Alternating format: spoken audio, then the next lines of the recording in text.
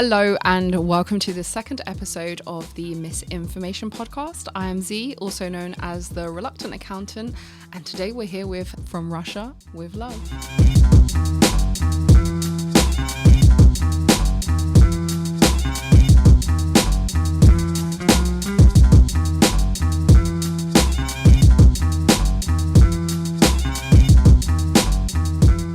It's so funny because when I think about waging war on people, and I often do, I don't necessarily do the waging of war, but when I think about waging war on people, I feel like the best way to do that, the least exhausting way, maybe to do if you're waging war when they don't know you're actually at war with them. Like that would be the best way to do it, right? If you think about how to attack your enemy, if they don't know they're being attacked, that would be great. It's that old adage, isn't it? Keep your friends close, but keep your enemies even closer. And you know who I think has been reading from that book? Oh, dear Vladimir Putin. Yes, Russia have certainly been infiltrating the UK and specifically London high society in a way that will bring shame and embarrassment to anyone that's been paying attention, and for very good reason. Now, I just want to say again that these episodes are currently kind of being recorded against the backdrop of the so-called anti-immigration riots that have been taking place across the country, but what we know to be really race riots. And it's been really funny because there's been this positioning as though, you know, there's just been legitimate questioning of immigration. We're full up, we can't take any. And there's this idea that, oh, you know, the media classes and the ruling classes are very much anti-immigration. And that's the rhetoric that they've pushed. Well, it's not quite true. They're anti certain types of immigration. Indeed, they're not anti all immigration. And whether they're speaking about legal or illegal immigration, they always tend to frame it in very economic terms, which is interesting and which also gives rise to the fact that they seem to be very, very welcoming of Russian immigrants, which has been interesting since now. In 2024, we're definitely supposed to be positioning Russia as the enemy, especially since in 2022 we had a war with Ukraine that was just ignited. But we'll get to all of that. One thing I do find very funny, though, in London this year, we had mayoral elections and Sadiq Khan was re-elected as the mayor of London. Now, Sadiq Khan, as his name may indicate, is a Muslim. And so there were talk all over the country, and you see it all over Twitter or X or whatever it's deciding to call itself today, that London is really Londonistan and there's Sharia law everywhere. You can't go anywhere in London because it's Sharia law. What might have been actually more accurate would be to describe London as Londongrad, or maybe like Moscow upon Thames. Because Russia has been infiltrating UK high society and specifically London high society for a good minute now. But it begs the question, like, why is Russia even interested in the UK? You know, why are we so special? I know we think we are, but why does Russia think that we are? Well, the UK Intelligence and Security Committee presented a report in 2020 to Parliament. And that's a very important date, so I'm going to remind you of that later. So they presented this report in 2020, which looked at this Russian interest in the UK. And it said that for Russia, the UK is one of the top intelligence targets. And we're like, but why? Why? What's so good about us? So apparently the UK sits just behind the US and NATO, because we couldn't even make the top two, in terms of being on the list of priorities for Russia. And also, they've said that our close relationship with the US is also to blame for this huge Russian interest. Now, I always find this whole thing very, very fascinating. This whole kind of, we're big, strong allies with the US. And the reason I find it interesting, because it kind of feels like this really uneven relationship, right? We've got, on the one hand, you'll have the UK that will espouse the virtues of having this amazing relationship with the US and, you know, we're old friends and whatever. And on the US side, it always feels like when you mention the UK, they're kind of like, who? What's UK? Yeah. Oh yeah, she great. She cool. And that's the vibe that I get, right? Like, it's not like, oh my God, there's just gushing lovers. It's like the UK is definitely like, oh my God, we go together real bad. And the US is like, what's your name again? Okay, yeah, anyway, yeah, we're cool, whatever. So this is very interesting, and we'll come to that relationship in a while. But what I wanted to talk about is this Russian money. I wanted to talk about Russian money, Russian influence in the UK, and how it's got here, how we got here, how we allowed it to get here, and where we are now. So basically, what was said in this report was that the UK was seen as central to the anti-Russia, like in the Western world, as the anti-kind of Russian lobby. We were supposed to be the central kind of basis for that. So in 1994, the country operated this kind of, and since then they've always had this kind of investor program. So it's like an investor program where they encourage high net worth individuals to come over to the UK, because we love in the UK living amongst rich people, even if we're not rich ourselves, even if it doesn't really ultimately benefit us. We're like, if we just live near them by osmosis, something should happen. And that's, I think, the thought behind it, because yeah, so they've had that. But so that's been since like 1994. But in 2008, it was the launch of the Tier 1 investor visa. And that's when everything changed, right? Like that's when they were called the golden visas, because essentially what these visas were was an avenue to gain residency or, and then by and large citizenship within the UK. So what would happen is if you'd come and you'd be like, I've got a couple million, and they'll be like, oh, great, come over.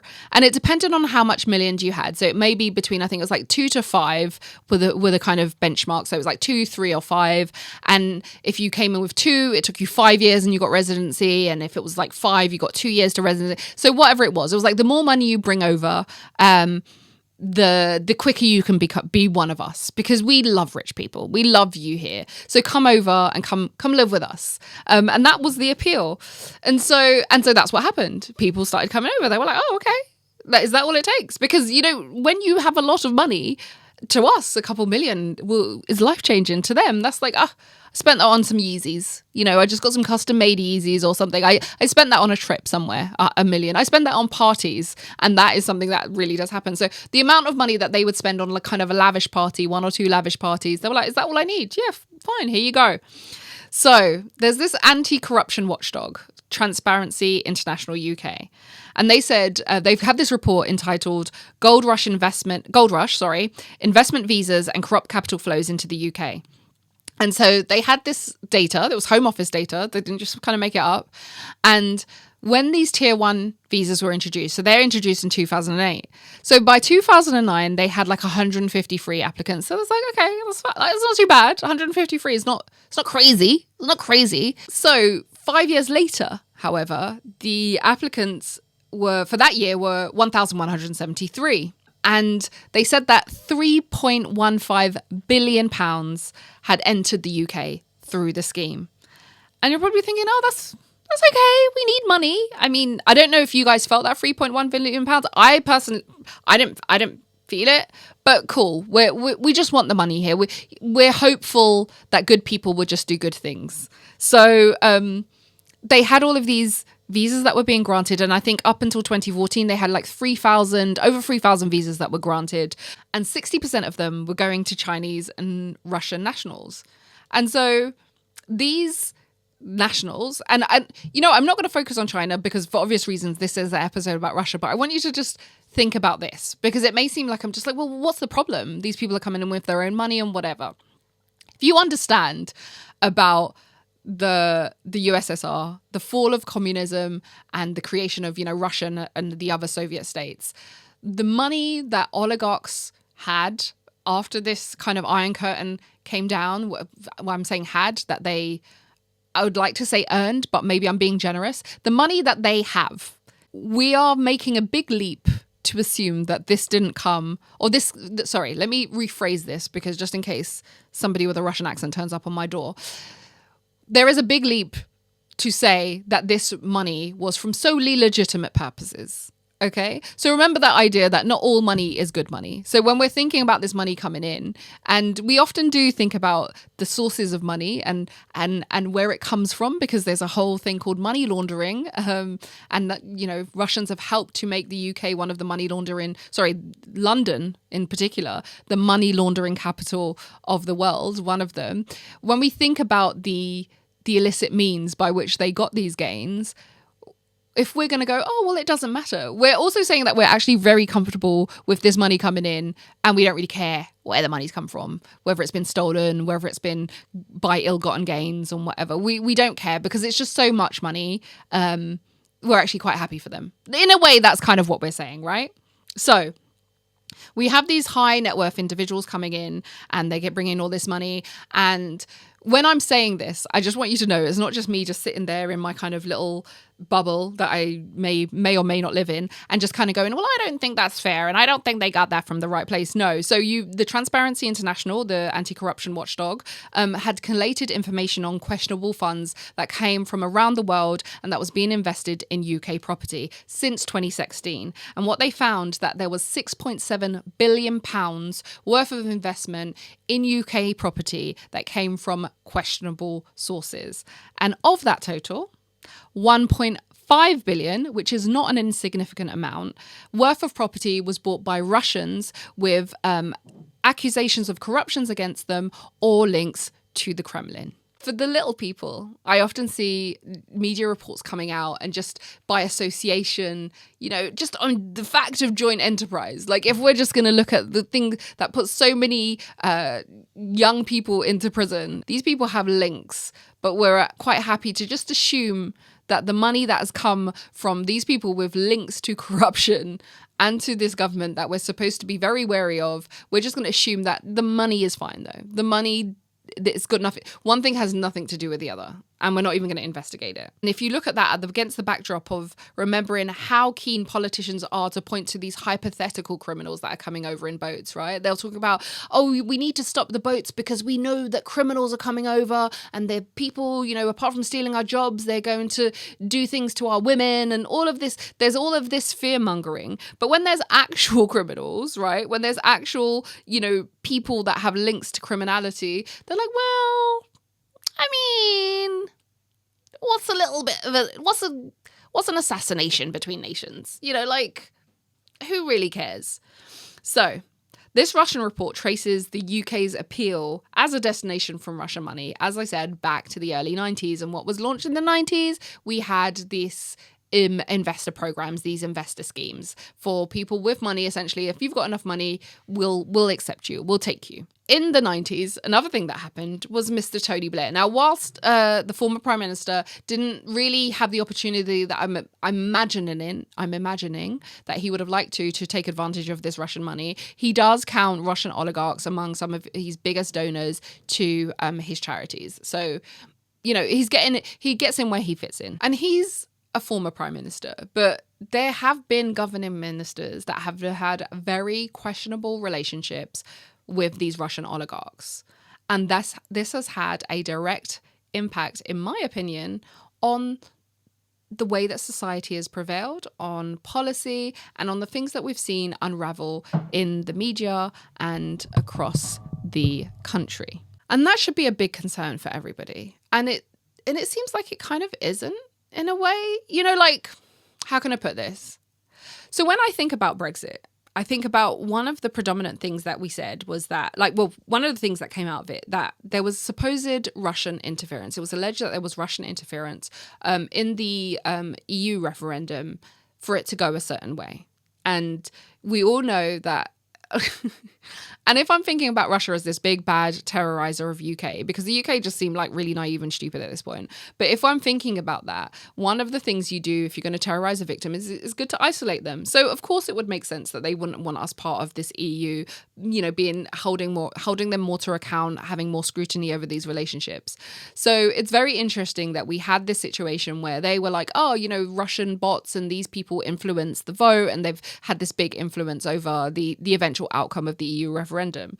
But besides that, one of the big messages that came from Brexiteers was about this sovereignty. Now, mind you, a lot of them didn't really know what sovereignty meant, but it sounded good, and they knew that they wanted us to be a sovereign nation. And essentially, what I think they were saying is we don't want to be ruled by foreign powers. We don't want them having all of this influence over us, so we don't want to be part of the EU. And that kind of feels like we don't want the EU to be there, but we don't mind other people doing it. And I'll tell you why. So remember this Russian report that was supposed to be issued, it was issued in 2020. And the reason I said remember that date is because that report was actually available and ready months before this. Months before this in 2019, the report could have been and should have been issued. During the time that Boris Johnson was Prime Minister, that was in 2019, in December of that year, some of you may have remembered, but there was a lot going on. So if you don't, I'll remind you, something happened. We had a general election. So at the time of that general election, Boris Johnson knew of that report. Now, you can go and search up this report because the report is readily available online now. And it's also not very long. You know, sometimes these reports come out and they're like 200, 300, 400 pages and you're like, ain't nobody trying to read that. But this report isn't even that long. And you can skip to the good part if you want. Like, you can literally go through and like search up certain words and read things if you wanted to. This man was like, oh, you know what? I'm really busy. I'm really busy, and so I can't sign off this report. And so he doesn't. So the election happens, the report is not published, and then it's republished after he wins this general election. You're probably thinking, okay, well, maybe he didn't know. He knew. First of all, even if he didn't know, that isn't really an excuse because he's the prime minister, or he was the prime minister, so he's supposed to know. And I want it to be clear, and we'll come to it in further detail in a minute. Boris Johnson and the ruling classes, whether that be Theresa May or whether that be David Cameron, were not in a silo and completely separate from these Russian people, okay?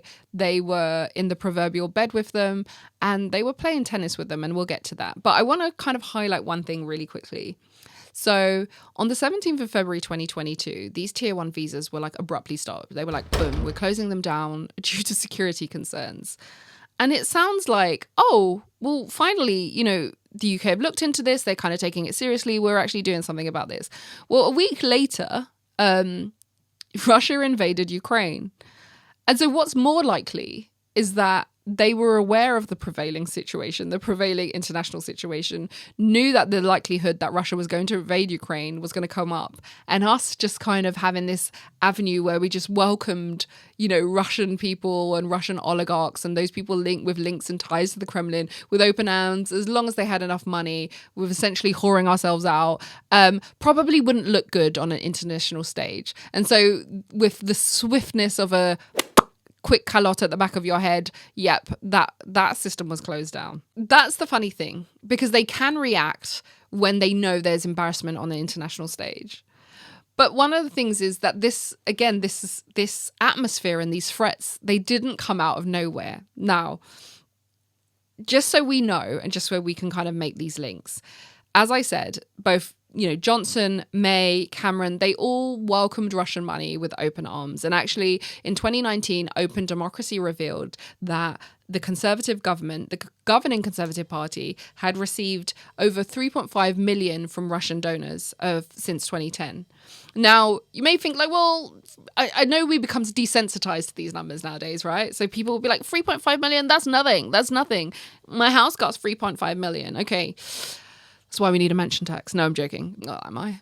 But 3.5 million doesn't seem like a lot. But 3.5 million is not necessarily the amount of money or the amount of, how should we say, like exchange that they received, the amount of favors that they received, because they will have received invites to villas in Italy, and they would have gone to lavish parties, and they would have had audiences with certain people. And so that's just the donations that are kind of been declared by the Conservative Party. But that by no means means that is the totality of the amount of donations that these people have received from Russian donors. Why should we be doing something about this? Why should we have been doing something about this?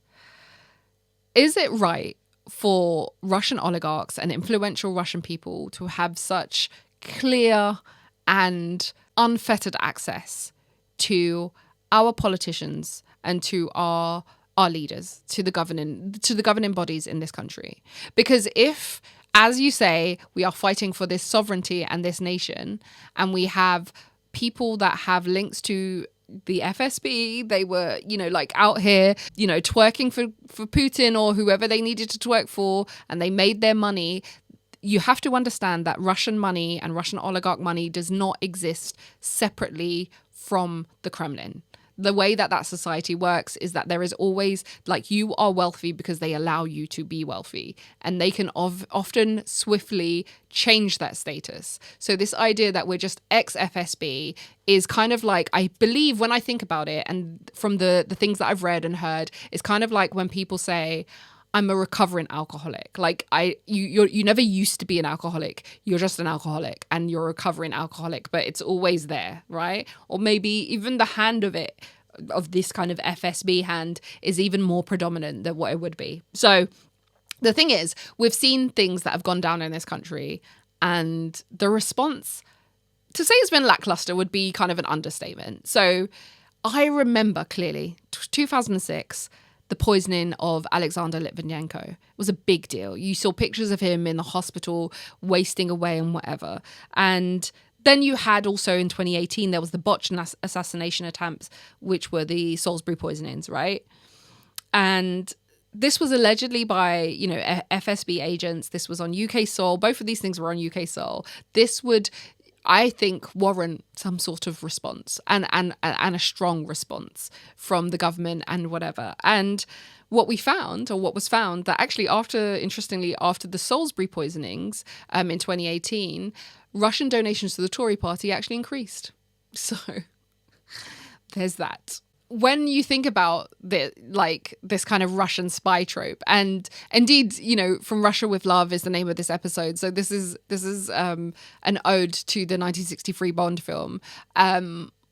When we think about this Russian spy trope, it feels like something that's really far away. But these events show us that actually it isn't that far away. And actually the power dynamic that we believe that we have in our head, that this is some sort of sovereign nation and people can't just come here and do what they want. Indeed they can. And indeed they have. And I just imagine Vladimir Putin being there and like, these Brits think they can do what they want. I know it's probably not a Russian accent, but that's as good as I'm going to get. What was interesting is that when the sanctions package, when the invasion of Ukraine occurred and the sanctions package was being put together by the US, they actually said that any attempt to retaliate against the Kremlin is severely undermined by the UK's reliance on Russian money. And look at us upsetting the love of our lives, the US. And so how much in bed with these Russian oligarchs and influential Russian people were our government? Well, I'm glad you asked that. Cameron, May and Johnson. Under them, Russian-linked donors were given access to very senior ministers in exchange for cash. Boris Johnson and David Cameron actually auctioned themselves off for a game of tennis with the wife of a former minister of Putin. And so this relationship that we know exists, this relationship between these ruling classes and these Russian oligarchs that we know exist, is even more insidious when you think about the way that, for example, Boris Johnson behaved while he was Prime Minister, the fact that Boris Johnson overruled officials so that he could hand a peerage to Evgeny Lebedev, who is the son of a Russian oligarch and former KGB agent. He's also the owner of the Evening Standard, and the Evening Standard was the newspaper that helped to get Boris Johnson re-elected as London mayor. But this isn't just about those kind of tenuous links. There's also been, Boris Johnson has visited his Italian villa without the kind of necessary protocols being followed. He's also been captured in photograph in images standing alongside suspected Russian agents. And what's interesting for me as a final thing about this kind of this investment, all this money that come in, and we're supposed to focus on, look, it's a good thing we've got this money that's coming in, is that a lot of this, and you'll know this if you live in London or a big city, there's been a lot of speculation by foreign investors on the London market, the markets in the big capital cities. And that speculation causes the prices to go up. They speculate and they'll kind of buy and buy and buy, and it creates this bubble whereby all prices are lifted, right? Because there becomes this frenzy. And what that in turn does is it makes it more difficult for the native population, for want of a better word, to access the housing market in the same way. And because of those difficulties, there are problems with housing. So I guess if you think about it, in a way, to wrap this up in a bow, if I'm going to do anything and say there is an impact on housing by immigration, a big impact that's disturbing like a lot of the lives of UK citizens. But it isn't necessarily coming from people coming in small boats and entering on small boats. It's probably more likely to be influenced directly from those people that holiday on huge yachts. And that's it. That's our second episode done and dusted. Look at me. 2 episodes down. Love this for me. So thank you for joining me again for the second episode. It's been a blast. I think I'm getting used to it now. So like, bear with me, right? If you felt like, it was a bit touch and go, we're going to get there. And I've got many, many more great topics to cover. If you've got any suggestions, I'm very willing to hear them. So please feel free to write into me at the misinformationpodcast@gmail.com. That's the miss with 2 S's, informationpodcast@gmail.com. I'm also on social media. I'm on TikTok until they ban me, at The Reluctant Accountant. I'm on YouTube. You may be watching me right now on YouTube, at The Reluctant Accountant. And I'm also on Instagram under the same handle. But yeah, that's it. I'll see you in the zeitgeist, and I will definitely be back next week. So please be sure to tune in. Adios.